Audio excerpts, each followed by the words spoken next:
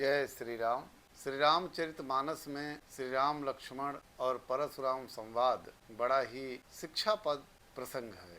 यह संवाद केवल दो महापुरुषों के मध्य वाणी विनिमय नहीं, बल्कि विनम्रता, वीरता, धैर्य और मर्यादा का अद्भुत उदाहरण है। जब भगवान श्री राम ने जनकपुर में भगवान शिव के महान धनुष को उठाकर भंग कर दिया, तब समस्त सभा में बैठे राजा, महाराजा, देवी देवता आश्चर्यचकित रह गए और उसी क्षण क्रोध से भरे हुए भगवान परशुराम जी पहुंचते हैं। उनके तेज और क्रोध को देखकर सभी लोग भयभीत हो जाते हैं।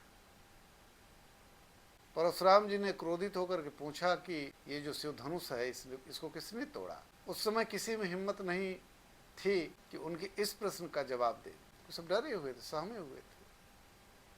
तब लक्ष्मण जी, जो शेषनाग जी के अवतार माने जाते हैं, वो निर्भीक होकर के भगवान परशुराम को उत्तर दिया। कहा कि बहु धनुही तोरी लरिकाई, कबहु न असिरिस कीन्ही गोसाई। कहा कि बचपन में हमने बहुत से धनुष तोड़े हैं, परंतु आपने कभी इतना क्रोध नहीं किया। अब इतना लक्ष्मण जी का वचन जैसे परशुराम जी सुनते हैं तो और क्रोध बढ़ गया हो। तब उन्होंने अपने फरसे की ओर संकेत करते हुए कहा कि बालक बोल बंधो नहीं, तो ही केवल मुनि जड़ जानहि मुहि। यानी मैं तुम्हें बालक समझकर नहीं मार रहा हूं, किंतु तुम मुझे केवल एक साधारण मुनि समझ रहे हो।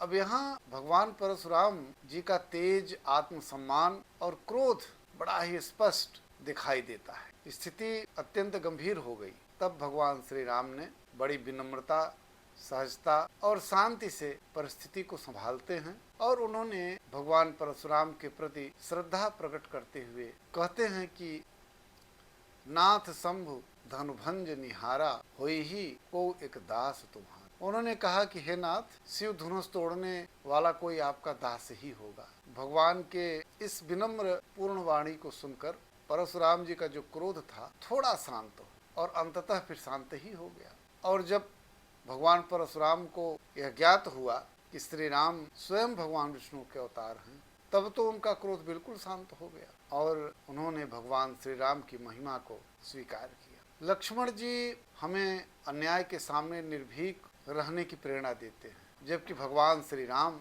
यह शिक्षा देते हैं कि कठिन परिस्थितियों में भी विनम्रता और संयम नहीं छोड़ना चाहिए। दूसरी ओर भगवान परशुराम का चरित्र यह बताता है कि क्रोध बुद्धि को ढक देता है, परंतु सत्य का ज्ञान होते ही अहंकार समाप्त हो जाता है।